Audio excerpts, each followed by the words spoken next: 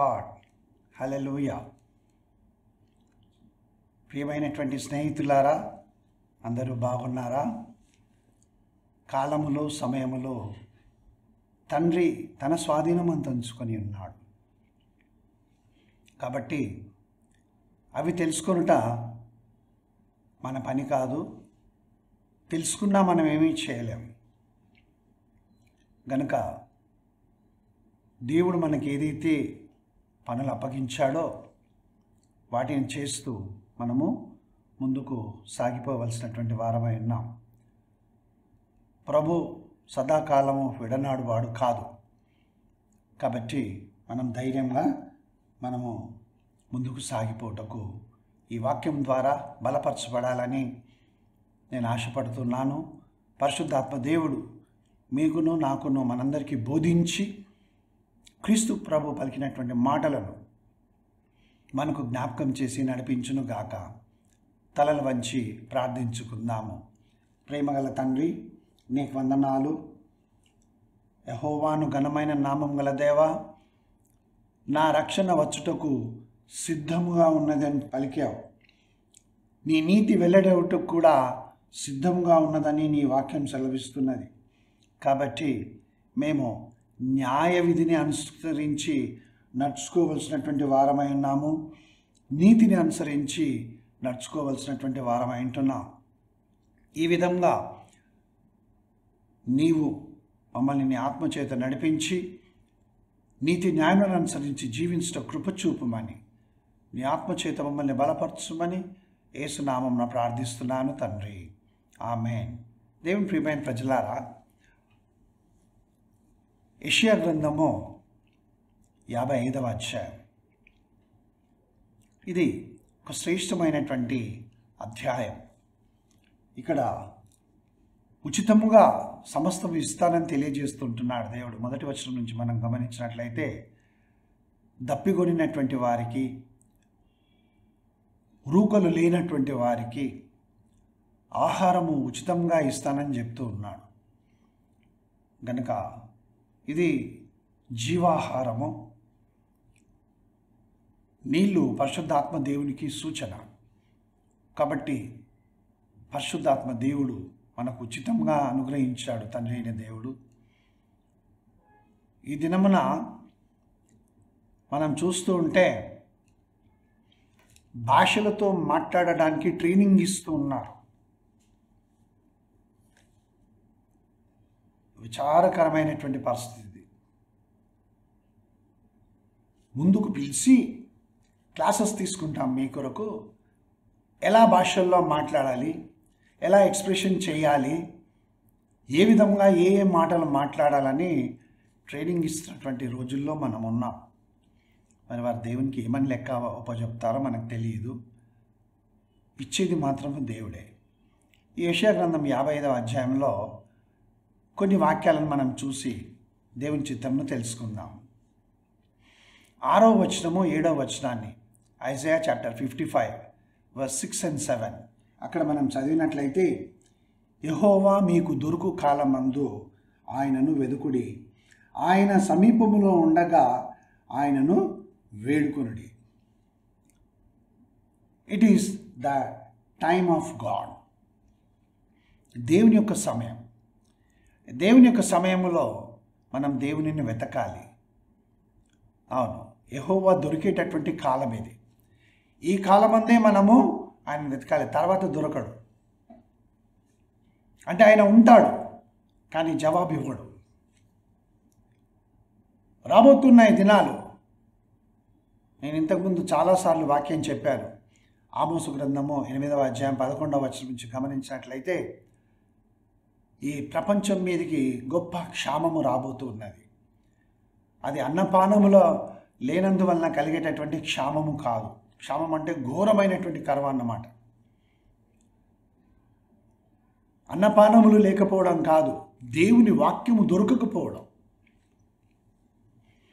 దేవుని వాక్యం కొరకు జనులు ప్రపంచంలో ఈ మూల నుంచి ఆ మూలకు, ఆ దేశం నుంచి ఈ దేశం, నాకు అక్కడి నుంచి ఇక్కడికి వెళ్తారంట.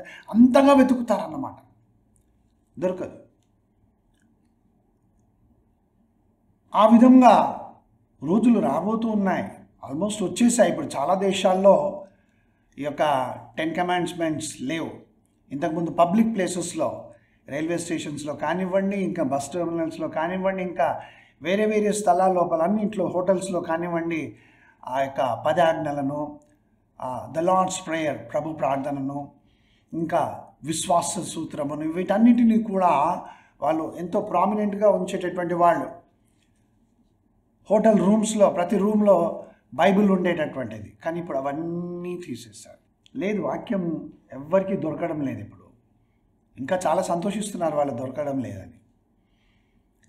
అందుకే దేవుడు ఏమంటున్నాడంటే, ఇప్పుడు మీకు దొరికే కాలం. మీరు ప్రార్థిస్తే మీ ప్రార్థనకు జవాబు వస్తుంది, నేను ప్రార్థన చేస్తే నా ప్రార్థనకు జవాబు వస్తుంది. దేవుడు ఉన్నాడనే ధైర్యము మన హృదయంలో మనం కలిగి ఉన్నాం.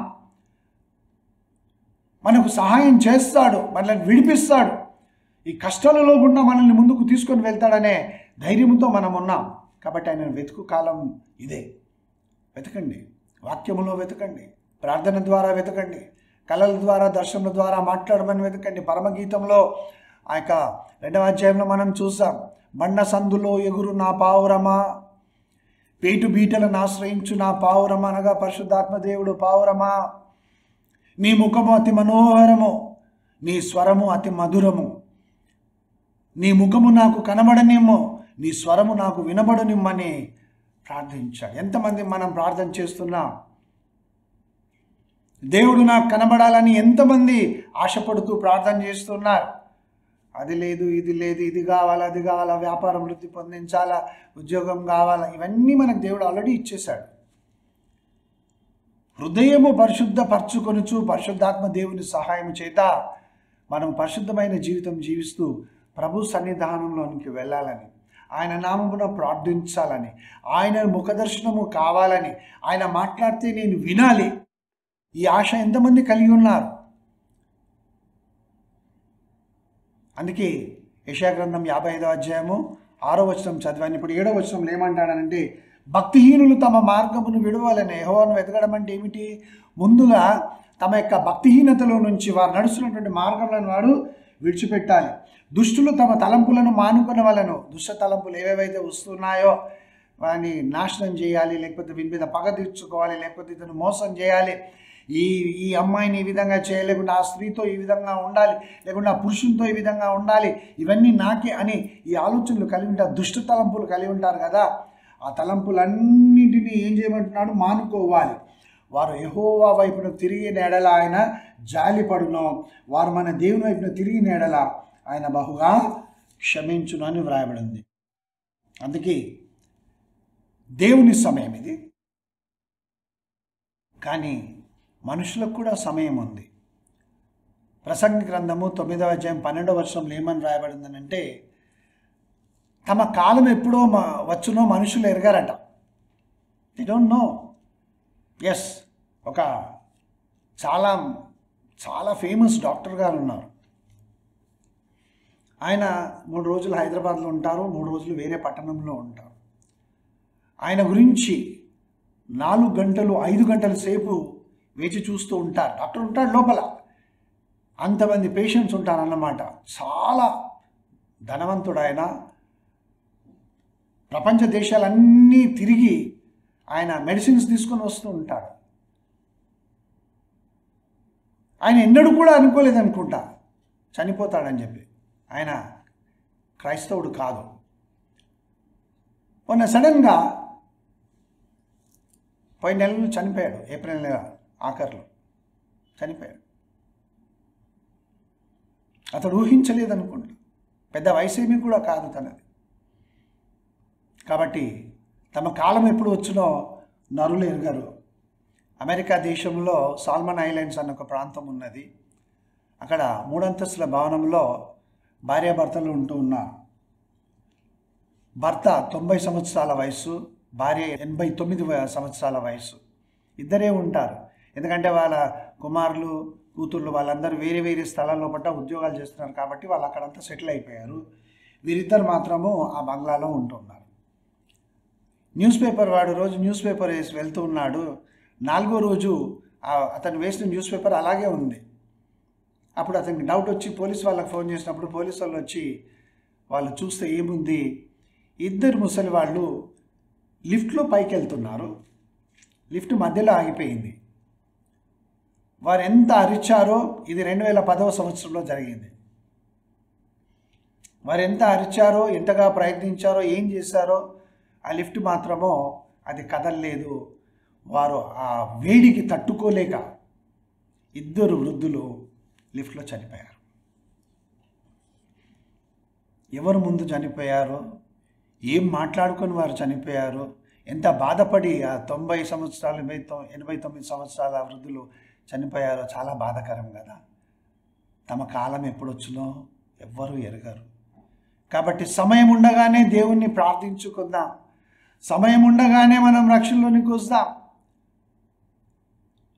నేను ఎప్పుడు అనుకుంటాను, యేసుక్రీస్తు ప్రభుతో సిలువ వేయబడినటువంటి ఇద్దరు నేరస్తులలో ఒక ఆయన దేవుణ్ణి దూషించాడు, ఇంకొక ఆయన పశ్చాత్తాపడ్డాడు. పశ్చాత్తాపడిన ఆయన పరదేశకు వెళ్ళిపోయాడు మరణించిన తర్వాత. ఈ దేవుని దూషించిన వాడు చనిపోగానే అర్థం చేసుకుని ఉండొచ్చు తన పరిస్థితి ఏమిటో, కానీ సమయం దాటిపోయింది. ఒకరిలో నుంచి ఆత్మ వేరైపోయిన తర్వాత, అనగా అతను మరణించిన తర్వాత ఇంకా పశ్చాత్తాపం ఉండదు, మారు మనసు ఉండదు, ఏమీ ఉండదు. ఇంకా అతడు చేసిన క్రియలను బట్టి తీర్పు పొందాల్సిందే.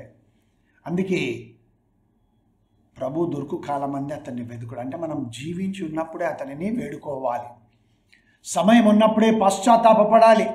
యేసు ప్రభువా, నా హృదయంలోనికి రా, నా నీవే నా దేవుడవు, నేను నిన్ను రక్షకునిగా అంగీకరించుచున్నాను, నా హృదయాన్ని మార్చే, రాతి గుండెని తీసివేసి మాంసపు గుండెని నాకు ఇమ్ము ప్రభువా అని మనము ప్రార్థన చేయవలసినటువంటి వారమై ఉంటున్నాం. యెషయా గ్రంథంలో మనం 55వ అధ్యాయము 6-7 వచనాలను చూశాను. 8-9 వచనాలను మనం చూద్దాం. దేవుడు ఏమంటున్నాడంటే, నా తలంపులు మీ తలంపుల వంటివి కావు, మీ మార్గములు నా మార్గముల వంటివి కావు, మీ త్రోవలు నా త్రోవల వంటివి కావు, ఇదే యెహోవా వాక్కు. ఆకాశములు భూమిపైకి ఎంత ఎత్తుగా ఉన్నవో మీ మార్గముల కంటే నా మార్గములు, మీ తలంపుల కంటే నా తలంపులు అంత ఎత్తుగా ఉన్నవి. అవును, దేవుని తలంపులు, దేవుని మార్గములు మనము తెలుసుకోలేము. మానవుని హృదయంలో దేవుడు జ్ఞానం ఉంచి ఉన్నాడు, కానీ ఆయన తలంపులు, ఆయన మార్గములు తెలుసుకోగలిగినంత జ్ఞానము నరునికి లేదు, నరునికి లేదు. ఒక సైంటిస్టు దేవునితో మాట్లాడుతూ ఉన్నాడు. దేవుడు ప్రత్యక్షుడు కావాలనుకుంటే సైంటిస్టు కనబడితే సైంటిస్ట్ ఏమన్నాడంటే, నీవు మాత్రమే మంటిలో నుంచి మానవుని సృష్టించగలవా, నేను కూడా సృష్టించగలను అని అంటాడు. అప్పుడు దేవుడు ఆయనతో అన్నాడంట, సైంటిస్ట్తో, సరే నేను మంటితో మానవుని సృష్టించాను కదా, నీవు కూడా సృష్టించు అనగానే ఈ సైంటిస్ట్ ఏం చేశాడు, మట్టిని తీసుకున్నాడు. తీసుకోగానే దేవుడు అంటాడు, నో నో నో, మట్టి నేను సృష్టించినటువంటి మట్టి, దానితో కాదు, నీవు మట్టిని సృష్టించి దాంట్లో నుంచి మానవుని రూపించమని చెప్తాడు. దేవుని నామం నాకు మహిమ కలుగును గాక. మనుషుల తలంపులు, మేము చాలా గొప్పవాళ్ళం, మేము అది చేసేస్తాం, మేము ఇది చేస్తాం, దానిని మారుస్తాము, ఈ విధంగా చేస్తాం, ఏమీ మార్చలేవు. దేవుడు చేసిన దాంట్లో దేనిని మార్చలేవు, దేవుడు చెప్పిన దాంట్లో దేనిని మార్చలేవు. ఆయన జరిగించిన దానిని దేనిని ఆపలేడు మనిషి. వరదలు వస్తున్నాయి, ఎవరైనా ఆపగలుగుతున్నారా? చూడండి, కోట్ల రూపాయల విలువ చేసేటటువంటి కార్లు, స్కూటర్లు అన్నీ కొట్టుకొని పోయాయి. మొన్నటి దినమున వర్షం పడింది, రాజమండ్రిలో గంటసేపు కుండపోతగా వర్షం కురిసింది. నీళ్ళన్నీ కూడా వరదల వలె అన్ని షాప్స్లోనికి వెళ్ళిపోయాయి, అన్నీ కొట్టుకొని పోయాయి. ఎంత నష్టము, ఎంత బాధ. ఆపగలిగారు ఎవరన్నా? తమ స్కూటర్ను కాపాడుకోలేకపోయారు. వరద ఆపడం వదిలేసేయండి, ఒక చాలా కాస్ట్లీ మోటార్ సైకిల్ అది కొట్టుకొని పోతూ ఉన్నది నీళ్ళలో, ఎవరు ఆపలేకపోతున్నారు దానిని. కేవలము నీవు కొనుక్కున్నటువంటి నీ వస్తువునే నీవు ఆపుకోలేకపోతే దేవుడు పంపించే దాన్ని నేను ఆపగలనని ఎట్లా అనుకుంటావు? దేవుడు చేసే దానిని ఎవరు ఆపలేరు. కాబట్టి సమయం ఉన్నప్పుడే ఆయనను రక్షకునిగా అంగీకరించుదాం. యేసుప్రభా, నా దేవుడు నీవే, నేను పాపం చేశాను, నన్ను క్షమించు, నా హృదయాన్ని మార్చు, ఇకను నేను పాపం చేయను, నీ ఆజ్ఞల ప్రకారం జీవిస్తాను అనడమే నీ నిత్య జీవనకు మార్గం. ఏమీ లేదు, ప్రభు కొరకు జీవించు అంతే. నీ హృదయం హృదయం మార్చుకోమన్నాడు. నీవేం మార్చుకున్నా దేవునికి నువ్వు ఏమీ చేయలేవు. హృదయం మార్చుకుంటేనే నీవు ఆయన బిడ్డవు కాగలవు. కాబట్టి హృదయాన్ని మార్చుకో, తలంపులను మార్చుకో. అందుకే దేవుడు ఏమంటున్నాడనంటే, ఒకసారి ఇది అందరికీ తెలిసినటువంటి వాక్యమే, చాలాసార్లు మీరు విని ఉంటారు. ఇర్మియా గ్రంథము 29వ అధ్యాయం 11వ వచనం నేను చదువుతున్నాను. నేను మిమ్మును గురించి ఉద్దేశించిన సంగతులను ఎరుగుదును. నీ జీవితంలో సంగతులు నీవు ఎరుగుదువా? రేపేం జరుగుతుందో నీవు ఎరుగుదువా?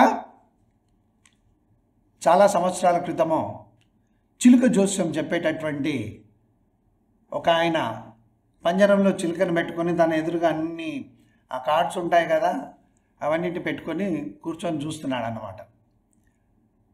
మనుషులు వస్తూ ఉంటే వెళ్తూ ఉంటే, రండి మీకు జరగబోయేదా నేను చెప్తాను నేను అని అతడు గట్టిగా అందరినీ వచ్చిపోయేవారిని పలకరిస్తున్నాడు. అప్పుడు ఒక ఆయన ఆగాడు.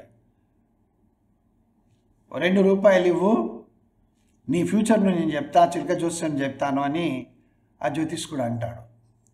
అప్పుడు ఈయనేమన్నాడనంటే, 2 రూపాయలకు నీవు నా ఫ్యూచర్ చెప్తావు, జరగబోయేది చెప్తావు. తప్పకుండా, నేను చెప్పింది తప్పకుండా జరుగుతుంది, చిలుక అబద్ధం చెప్పదు. అప్పుడు ఆయన జేబులో నుంచి 100 రూపాయలు తీసి ఏమంటాడనంటే, నిన్న ఏం జరిగింది నా జీవితంలో చెప్పు, నీకు 100 రూపాయలు ఇస్తాను నేను. దేవుని నామం నాకు మహిమ కలుగును గాక.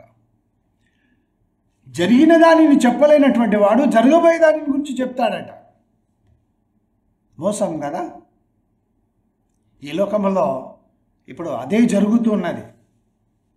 ప్రార్థిస్తామంటున్నారు, ప్రవచనాలు చెప్తామంటున్నారు. ప్రవచనాలు చెప్పినటువంటి వారు ఎవరు కనబడకుండా పోయారు ఈ దినమున. ఎందుకంటే అది దేవుని యందు నుంచి వచ్చినది కాదు. కాబట్టి అనేక సార్లు చెప్పాను, వాక్యంలో చెప్పాను, ప్రార్థన కూడికల్లో చెప్పాను, మెసేజెస్లో, వాట్సాప్లో మెసేజెస్ ప్రతిదినము నేను వాట్సాప్ మెసేజ్ పంపిస్తాను అన్న ఒక వాక్యము, ఒక ప్రార్థన ప్రతిదినం దాదాపుగా 2007వ సంవత్సరం నుంచి 8వ సంవత్సరం నుంచి పంపిస్తున్నా. తప్పకుండా క్రమం తప్పకుండా ప్రతిరోజు వాక్యం పంపిస్తాను నేను. మీకు కావాలంటే నా ఫోన్ నంబర్కి మీరు ఫోన్ చేసి మీ నంబర్ పంపించండి, నేను తప్పకుండా. ఇంకా వేరే ఏముండవు, గుడ్ మార్నింగ్ మెసేజెస్లు ఏముండవు, ఇంకా వేరే అక్కడ ప్రేయర్ మీటింగ్ ఉంది రండి, ఇవన్నీ ఏమీ ఉండవు. కానుకలు పంపించండి, ఏమీ లేదు. మీకు ఒక వాక్యము, ఒక ప్రార్థన ఆ దినం కొరకు నేను పంపిస్తూ ఉన్నాను. మిమ్మును గురించి ఉద్దేశించిన సంగతులను నీవెరుగుదువా? నీ భార్య నీ గురించి ఉద్దేశించిన సంగతులు నీకు తెలుసా? భర్తగా నీవు నీ భార్య గురించి ఉద్దేశించిన సంగతులు ఆమెకు తెలుసా? తల్లిదండ్రులుగా మీ పిల్లల గురించి మీరు ఏం ఉద్దేశములు కలిగి ఉన్నారో వాళ్ళకి తెలుసా? ఏమంటే పిల్లలు ఏ ఉద్దేశాలు కలిగి ఉన్నారో తల్లిదండ్రులుగా ఎవరికి గురించి తెలియదు. కానీ దేవునికి తెలుసు నిన్ను గురించి ఏమైనా ఉద్దేశములు కలిగి ఉన్నాడు. అవి సమాధానకరమైనవే కానీ హానికరమైనవి కావు. రాబో కాలమందు మీకు నిరీక్షణ కలుగునట్లుగా అవి సమాధానకరమైన ఉద్దేశంలే కానీ హానికరమైనవి కావు. ఇదే యెహోవా వాక్కు. This is the promise. సమాధానకరమైనటువంటి ఉద్దేశములు నీ ఎడల ఆయన కలిగి ఉన్నాడు. కాబట్టి నీవు దేవునిని వెతుకుచూ ఉన్నావా? ఆయన ఆలోచన ప్రకారం నడుచుకొని ఉంటున్నావా? ఏం దేవుడు దేవుడు దేవుడు ఎప్పుడు చూసినా దేవుడు, ఎప్పుడు చూసినా ప్రార్థన, ఎప్పుడు చూసినా వాక్యమేనా? లైఫ్లో కొంచెం ఎంజాయ్మెంట్ లేదా? రిలాక్సేషన్ లేదా? వీకెండ్లో మేము బయటికి వెళ్ళకూడదా? ఫ్రెండ్స్తో కలిసి పార్టీ చేసుకోకూడదా? తెలుస్తుంది.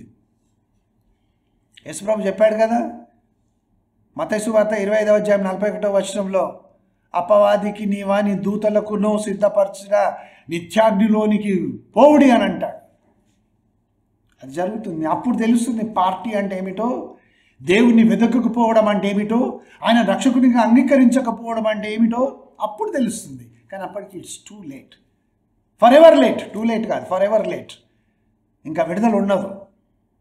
ఇదే సమయం, యెహోవాను వెతికే సమయము ఇది. మనం ఇప్పుడు యెషయా గ్రంథము 6, 7, 8, 9 వచనాలను చదివాను. నేను 10వ వచనం చదవబోతున్నాను. వర్షమును హిమమును ఆకాశం నుండి వచ్చి అక్కడికి ఎలాగో మరలక భూమిని తడిపి విత్తువానికి విత్తనమును భుజించువానికి ఆహారం కలుగుటకాయ అది చిగుర్చు వర్ధిల్ల చేయనట్లును అలాగే నా నోటి నుండి వచ్చు వచనమును ఉండును. దేవుని యొక్క మాట, దేవుని యొక్క మాట, ఆయన మాటలో ఉన్నటువంటి శక్తి, ఆయన మాట్లాడినటువంటి మాట తప్పిపోదు, తప్పకుండా నెరవేర్చబడుతుంది. మత్తయి సువార్త 24వ అధ్యాయము, లూకా సువార్త 21వ అధ్యాయం చదవండి, జాగ్రత్తగా చదవండి. అక్కడ యేసు ప్రభు ఏమేమైతే చెప్పాడో అవన్నీ జరగడం మీరు చూస్తూ ఉన్నారు. అవన్నీ జరుగుతూ ఉన్నాయి, చూస్తూ ఉన్నారు. జరగబోయేది కూడా ఇంకా సమీపంగా వచ్చేసింది. ఇంకా రేపు ఎల్లుండి అనేది లేదు, ఇప్పుడే సమయం.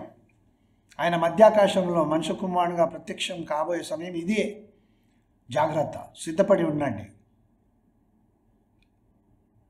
ఆయన వచనము, ఆయన మాట్లాడిన మాటలు తప్పక నెరవేరుతాయి. ఏది ఆయన ఊరికేనే పలకడు, ఊరికేనే పలకడు. కాబట్టి మనుషుల మాటలను నమ్ముచున్నావా, దేవుని మాటలు నమ్మి నీవు జీవిస్తున్నావా? ఎవరి మాటలను బట్టి జీవిస్తున్నావు? ఎవరి మాటలను బట్టి జీవిస్తున్నావు? ఫలానా మంత్రగాడు చెప్పాడండి ఈ విధంగా, ఇది కట్టుకోమన్నాడు, కట్టుకుంటాం, ఇంకా దోషం సమకూర్చుకుంటాం. ఫలానా డైటీషియన్ చెప్పాడండి ఈ విధంగా చేయమన్నాడని ఇంకా దిగజారిపోతూ ఉంటాం. ఫలానా వాళ్ళు చెప్పారండి ఈ మందులు వాడమని, ఇంకా రియాక్షన్ ఎక్కువైపోతుంది, బాధ ఎక్కువైపోతుంది. దేవుని చెప్పిన మాటను మాత్రము వింటారు కానీ చేయరు. నేను చాలామందికి చెప్పినటువంటి మాటలు వారు విన్నారు, దేవుని మాటగా వారు చేయలేదు. ఇప్పుడు బాధపడుతున్నారు. నేనేం చేయగలను?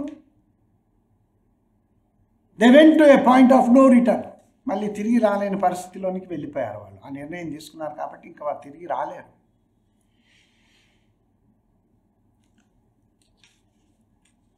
తిరువనంతపురం, కేరళలో భార్యాభర్తలు పెళ్ళై 2 సంవత్సరాలు అయింది. వారికి ఒక కుమారుడు జన్మించాడు. ఆయన చేపలు పట్టేవాడు, గుడిసెలో ఉంటాడు. గుడిసానంటే మంచిదే, చిన్న ఇల్లు అన్నమాట. అయితే ఆ పిల్లవాడు పుట్టినప్పుడే ఇంత పెద్ద తలతో కొన్ని పళ్ళు కనబడుతూ వికారమయంగా జన్మించాడు అతను. లేక పుట్టిన కొడుకని తల్లి అతన్ని ఎంతో గారాభంగా చూసుకుంటున్నది. ఈ తండ్రి ఆ పుట్టిన బిడ్డను చూస్తే భయము, కోపము. అప్పుడు ఏం చేశాడంటే ఒక జ్యోతిష్కుని దగ్గరికి వెళ్ళాడు, ఆస్ట్రాలజర్ దగ్గరికి వెళ్తే ఆ పిల్లవాడు పుట్టిన సమయం వాటన్నిటిని చూసి ఏమన్నాడంటే, ఈ పిల్లవాడి వల్ల నీ కుటుంబం అంతా కూడా నాశనం అయిపోతుందని చెప్పాడు. ఇనాస్పీషియస్ టైంలో పుట్టాడు ఇతను, అంటే మంచి సమయంలో ఇతడు పుట్టలేదు అని చెప్పినప్పుడు తండ్రి ఇంకా భయపడ్డాడు. 27 సంవత్సరాల తండ్రి వయసు. అప్పుడు ఇంటికి వచ్చి ఏం చేశాడంటే, భార్య బయట ఏదో పనులు చేసుకుంటున్నది, ఊయలలో నుండి ఆ కొడుకుని తీసి 2 కాళ్ళు తీసి బండకు కొట్టాడు. బండకు కొట్టి మళ్ళీ వదిలేసి వెళ్ళిపోయాడు. తర్వాత భార్య వచ్చి చూస్తే పిల్లవాడు ఉలుకు లేదు, పలుకు లేదు. ఏంటి అని చూస్తే మాట్లాడటం లేదు. అప్పుడు అందరు గట్టిగా కేకలు వేస్తే చుట్టుపక్కల ఉన్న వాళ్ళని పరిగెత్తుకొని వచ్చి హాస్పిటల్కి తీసుకొని వెళ్ళారు. చూస్తే డాక్టర్స్ ఆ చిన్న పిల్లవానికి పోస్ట్ మార్టం చేసి తలకు చాలా బలమైనటువంటి గాయమైనందువలన ఆ పిల్లవాడు చనిపోయినట్టుగా నిర్ధారించారు పోస్ట్ మార్టం రిపోర్ట్. వెంటనే తండ్రిని వెతికి అరెస్ట్ చేసి అడిగితే అప్పుడు చెప్పాడు, ఈ పిల్లవాని వలన నా కుటుంబానికి నాశనం ఉన్నదని చెప్పాడు ఆస్ట్రాలజరు. నేను అతన్ని ఈ విధంగా చంపేశాను. అప్పుడు పోలీసు వాళ్ళు అంటారు, నిజంగానే ఆ ఆస్ట్రాలజర్ మాటలు విని, ఆ జ్యోతిష్కుని మాటలు విని నువ్వు చేశావు. నీ కుటుంబం ఇప్పుడు నాశనం అయిపోయింది. నీ భార్యకు కొడుకు లేడు, భర్త కూడా లేడు. నువ్వు ఇప్పుడు జైలుకు పోతావు. నీ కుటుంబం నాశనం అయిపోలేదా? ఆయన మాటలు విన్నందుకు నువ్వు ఈ విధంగా చేశావని చెప్తావు. దేవుని ప్రియమైన ప్రజలారా, మనుషుల యొక్క మాటలను నమ్మేటటువంటి వాళ్ళు ఉన్నారు. ఈ దినములలో దేవుని కంటే ఎక్కువగా మనుషులను ప్రేమించేవాళ్ళు, మనుషులను గౌరవించేవాళ్ళు, మనుషుల కొరకే జీవించేటటువంటి వాళ్ళు, వాళ్ళనే ఆదరించేటటువంటి వాళ్ళు ఎక్కువైపోయారు. అందుకే దురద చెవులు కలిగినటువంటి వాళ్ళు ఎక్కువైపోయారు ఈ రోజుల్లో. వారికి దేవుడు ఎవరో తెలుసా? వారి ఎదురుగా నిలబడ్డవాడే దేవుడు. ఎన్ని అబద్ధాలు చెప్పినా, ఎన్ని మోసాలు చెప్పించినా, ఏం చేసినా కానీ సత్యమును ప్రకటించకపోయినా అబద్ధంలోనే నమ్ముతున్నారు. కానీ సత్యదేవుడైనటువంటి యేసుక్రీస్తు ప్రభువును వారు అంగీకరించామని చెప్తున్నారు, కానీ ఆయన మాటల ప్రకారం జీవించడం లేదు, ఆయన ఆజ్ఞల ప్రకారం నడుచుకోవడం లేదు. 11వ వచనాన్ని మనం చూస్తాం. యెషయా గ్రంథం 55వ అధ్యాయం 11వ వచనం. దేవుని మాట నెరవేర్పు సత్యము, మనుషుల మాట ఎప్పుడూ నష్టమే కలగజేస్తుంది. నిష్ఫలముగా నా ఎద్దుకు మరలక అది నాకు అనుకూలమైన దాన్ని నెరవేర్చును, నేను పంపిన కార్యము సఫలము చేయను. దేవుడు ఏదైతే నిర్ణయిస్తాడో, ఏదైతే మాట్లాడతాడో తప్పకుండా నెరవేర్చే దేవుడు మన దేవుడు. దేవుడి నామమునకు మహిమ కలుగును గాక. ఆయన మాటలను వెతుకు బైబిల్ గ్రంథములో. ఇది నీవు మాట్లాడావు ప్రభా, ఈ వాక్య ప్రకారం చేయనివ్వమని ఆయన అడుగు, తప్పక చేస్తాం. తల్లిదండ్రులకు ఒకతే కుమార్తె. వారు చెన్నై వెళ్ళారు వీసా కొరకై. యునైటెడ్ కింగ్డమ్ వెళ్ళాలి. అక్కడ వీసా కొరకు యొక్క నిబంధనలను చాలా కష్టతరం చేశారంట. వెళ్ళేటప్పుడు ప్రార్థన చేయించుకున్నారు. వాళ్ళు చెప్పారు, బ్రదర్ మాకు ఫలానా దినము వీసా ఇంటర్వ్యూ ఉంటుంది, ఆ రోజు మార్నింగ్ ఫోన్ చేస్తాము, తప్పకుండా చేయండి అమ్మా అని చెప్పాను. కూతురు వీసా కొరకు ఇంటర్వ్యూ కొరకు లోపలికి వెళ్ళింది. ఈమె బయట నుంచి చూస్తుంది తల్లి. తనకంటే ముందు దాదాపుగా 30 మంది ఏమో ఉన్నారంట. ఈమెది 50వ నంబర్. ఆ రోజు వెళ్తున్నారు లోపలికి, నిరాశతో వస్తున్నారు. వెళ్తున్నారు, నిరాశతో వస్తున్నారు. ఇంకా ఇక్కడ తండ్రి ఇక్కడ హైదరాబాద్లో ఉన్నాడు, ఆయన అక్కడ ఎవరికి ఇవ్వడం లేదండి అని భార్య ఫోన్ చేసి చెప్తా ఉంది. అమ్మాయికి లోపల దిగులు, అందరూ ఫెయిల్ అయిపోతున్నారని. ఇంకా అమ్మాయి వెళ్ళే సమయానికి ఆ సిస్టర్ ఫోన్ చేసి చెప్పింది, అయ్యగారు వెళ్తుంది, పాప వెళ్తుంది లోనికి. ప్రార్థన చేశాను, ప్రభా ఏ విధంగానైనా సరే నీ చిత్తము ప్రకారము తాను ఆ దేశంలోకి వెళ్ళాలి, మీరు సహాయం చేసి వీసా వచ్చేటట్లుగా చేయమని చెప్పి. దేవుని ప్రియమైన ప్రజలారా, దేవుని నామమున మహిమ కలుగును గాక. నాలో ఏమీ లేదు. ఆ రోజు ఈ అమ్మాయికి ఫస్ట్ వీసా గ్రాంట్ చేశాడు. దేవుని నామమునకు మహిమ కలుగును గాక. ఏమీ అడగల, జస్ట్ 2 మాటలు అడిగేసి 49 మంది తర్వాత 50వ వీసా ఈమెకి ఇచ్చారని చెప్పారు వాళ్ళు. దేవుని నామమునకు మహిమ కలుగును గాక. దేవుని మాట నిష్ప్రయోజనం ఎప్పుడూ కాదు. ఆయనను వెతికి మనం ఆయన ఆజ్ఞానుసారంగా జీవించినప్పుడు, ఆయన పలికిన మాటలను మనం నమ్మినప్పుడు మన జీవితంలో ఎప్పుడు కూడా మనం ఓడిపోం. 12, 13 వచనాలను చదువుతున్నాను. యెషయా గ్రంథం 55వ అధ్యాయం 12, 13. మీరు సంతోషముగా బయలువెలుదురు, సమాధానము పొంది తోడుకొని పోబడుదురు. మీ ఎదుట పర్వతములను మెట్టలను సంగీత నాదము చేయును, పొలములోని చెట్లని చప్పట్లు కొట్టును.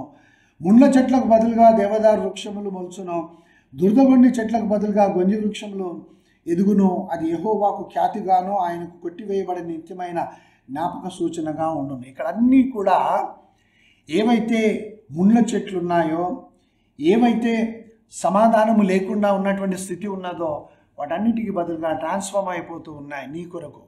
దేవుడు వాటిని మారుస్తూ ఉన్నాడు. పనికిరాని చెట్లన్నింటి స్థానంలో నీకు పనికి వచ్చి ఆశీర్వాదకరంగా ఉండేటటువంటివన్నిటిని దేవుడు ఇస్తున్నాడు. ట్రాన్స్ఫర్మేషన్. నీ జీవితంలో కూడా ట్రాన్స్ఫర్మేషన్ లేకపోతే నువ్వెంత ప్రయత్నించినా ఏది సాధించలేవు. ఈ లోక సంబంధంగా కొన్ని సాధించవచ్చును, కానీ దేవుడు ఇవ్వాలనుకున్నవి నువ్వు ఎన్నడూ పొందలేవు. నేను కూడా పొందలేవు ఫర్ దట్ మ్యాటర్. కాబట్టి transformation, he looks at the inner transformation. హృదయములో ఆయన మార్పును చూస్తాడు. హృదయమును చూచే దేవుడు ఆయన. మనుషుల పైరూపమును కాదు. ఈ రోజుల్లో మనుషులు పైరూపం చూస్తున్నారు. మా పాస్టర్ గారు ఎంత ఖరీదైన కోట్ వేసుకున్నారు, ఇది అమెరికా నుంచి తెప్పించాడా, లేకపోతే నన్ను వచ్చేటటువంటి కారు అది ఎక్కడి నుంచి, జర్మనీ కారా, ఆయనకు నడవడానికి వేసినటువంటి ఆ యొక్క కార్పెట్ గ్రీన్ కలరా రెడ్ కలరా, అది టర్కీ నుంచి తెప్పించారా, ఇరాన్ నుంచి తెప్పించారా, పర్షియా నుంచి తెప్పించారా, ఆయన కట్టుకున్న వాచ్ ఎలాంటిది, వీటిని చూస్తూ ఉన్నారు. ఏమనంటే మా పాస్టర్ గారిని దేవుడు బాగుగా ఆశీర్వదించాడు, ఇవన్నీ కట్టుకోమని ఇవన్నీ తిరగమని చెప్పాడా? ఆత్మల రక్షణ కొరకు దేవుడు నియమించాడు పాస్టర్ని. ఆత్మలను ఖాయమని, క్రీస్తు యేసునొద్దకు వారిని నడిపించమని, క్రీస్తు యేసు మాటలను జ్ఞాపకం చేసి వారిని హెచ్చరించమని, క్రీస్తు ప్రభు యొక్క రాకడ కొరకు సంఘమును సిద్ధపరచుమని సహాయం దేవుడు పంపిస్తూ ఉంటే వాటన్నిటినీ మా పాస్టర్ గారు చాలా గొప్పవాడండి, ఆయనకు తప్పకుండా 10 కార్లు ఉండాలి, 20 మోటార్ సైకిళ్ళు ఉండాలి, పెద్ద పెద్ద బంగ్లాలు ఉండాలి, కూర్చుంటే ఏసీ, లేస్తే ఏసీ, ఆయన ఎప్పుడు కూడా మంచి ఉండాలి, అలా కోరుకొని అలా జీవించినటువంటి వాళ్ళందరూ ఈ దినమున ఏ స్థితిలో పడిపోయారో ఒకసారి ఆలోచించండి. వాళ్ళు అలా పడిపోయారంటే వారిని వెంబడించేటటువంటి ఆత్మీయ జీవితంలో వారు పడిపోతున్నారు, జారిపోతూ ఉన్నారు. జాగ్రత్త. ట్రాన్స్ఫర్మేషన్, హృదయము మార్పు చెందిందా లేదా, అది కావాలి దేవునికి. ఈ దినమున నాలో అదే చూస్తున్నాడు, నీలో అదే చూస్తున్నాడు. ఇవన్నీ యెషయా గ్రంథము 55వ అధ్యాయము 6వ వచనం నుంచి 13వ వచనం వరకు మనం ఇంతవరకు ధ్యానించాం. ఆయన మన లోపల ఏం చూస్తున్నాడు? ఆయన దేవుని యొక్క సమయము, దేవుని యొక్క మాట, దేవుని యొక్క ఆలోచన, దేవుని యొక్క నడిపింపు, దేవుని యొక్క నెరవేర్పు, వీటన్నిటినీ మనము అనుభవించటకు ఆయన మాట్లాడుతున్నాడు. ఒక గొంగలి పురుగు అది ఆ చెట్టంతటిని పాడు చేసేస్తుంది, ఆకులన్నింటినీ తినివేస్తుంది. అది ఆ చెట్టు అంతా పచ్చగా ఉన్నటువంటి చెట్టు ఎంత వికారంగా తయారైపోతుంది. అది బాగా తిని ఏం చేస్తుందంటే తన చుట్టూ ఒక విధమైనటువంటి గూడు కట్టుకుంటుంది, తెల్లటి గూడులాగా కట్టుకొని ఆ గూడులో ఉండిపోతుంది ఆ గొంగలి పురుగు. గొంగలి పురుగును చూసిన వాళ్ళు ఎవరు కూడా ఇష్టపడరు. ఆహా, గొంగలి పురుగు రావే, చాలా బాగున్నావని ఎవరి దగ్గరికి తీసుకోరు. ఎంత చక్కగా ఉన్న పిల్లిని కుక్కని పట్టుకొని ఇలా అంటారు చూడండి, గొంగలి పురుగుని ఎవరు పెంచుకోరు. అంతగా హీనంగా చూస్తారు, చీదరించుకుంటారు, దాన్ని చూస్తే భయపడిపోతారు. ఎందుకంటే అది నష్టపరిచేది, అందరికీ బాధ కలిగించేది గొంగలి పురుగు. అది కుకున్ అనగా ఆ యొక్క తన చుట్టూ గూడును కట్టుకొని అందులో ఉంటుంది. కొద్ది రోజులు అయిన తర్వాత దాని లోపల నుంచి బయటకు వచ్చేది ఏమిటి? లోపలికి పోయింది గొంగలి పురుగు, బయటకు వచ్చేది గొంగలి పురుగుకు పోలిక లేనటువంటి సీతాకోక చిలుక బయటకు వచ్చింది. దేవుని నామమున మహిమ కలుగును గాక. మెటమార్ఫిస్. ఈ గొంగలి పురుగుకు అందులో నుంచి బయటకు వచ్చినటువంటి జీవి సీతాకోక చిలుకకు పోలికనే లేదు. ఇది అన్నింటినీ నాశనం చేసి పాడు చేసేటటువంటిది గొంగలి పురుగు. చక్కగా గాలిలో ఎగురుతూ అది పాలినేషన్కు సహాయపడేది సీతాకోక చిలుక. దాని రంగులు, చక్కటి రూపము, అందరూ దానికి కావాలని కోరుకునేటటువంటి అది నిజమైనటువంటి ట్రాన్స్ఫర్మేషన్. మానవుని యొక్క హృదయము ఆ యొక్క అపవాది లాంటి ఆలోచనలు కలిగి ఉండి, అపవాది చేత నడిపించబడుతూ దయ్యపు ఆలోచనలు, దుష్టాలోచనలు కలిగి ఉండి, దేవునికి విరోధంగా ఉండి పాపమునకు పాపము, ఘోరాతి ఘోరమైనటువంటి పాపములు చేస్తున్నటువంటి హృదయము మార్పు చెందిన తర్వాత దేవుని మహిమ వెలుగుతో నింపబడి దేవుని యొక్క ఆలోచన చేత నడిపించబడుతూ దేవుని కొరకు సాక్షిగా జీవించేటువంటి హృదయమే మార్పు చెందినటువంటి హృదయం. ఆ హృదయము దేవుడే మనకిస్తాడు. నువ్వు ప్రార్థన చేయి, నేను ప్రార్థన చేస్తాను, తప్పకుండా దేవుడు ఇస్తాడు. తలలు వంచి దేవుని వైపునకు చూద్దాం. ప్రేమగల తండ్రి, మీకు వందనాలు. కొరింథీయులకు రాసిన 2వ పత్రిక 5వ అధ్యాయం 17వ వచనంలో వ్రాయబడినట్లుగా క్రీస్తు యేసునందున్న వారికి నూతన సృష్టి, పాతవి గతించెను, సమస్తము క్రొత్తవాయనన్నావు. కాబట్టి క్రీస్తు యేసునందు మేముండి పాతవన్నీ గతించిపోయాయి, సమస్తము నూతన పరచబడ్డావనే నూతన జీవితంతో నీ వాక్య ప్రకారము, నీ ఆలోచన ప్రకారము, నీ నడిపింపు ప్రకారము జీవించటకు కృపని మని బ్రతిమాలుకొంచుంటున్నాను. నీ వాక్కును పంపి మమ్మల్ని బాగు చేశావు.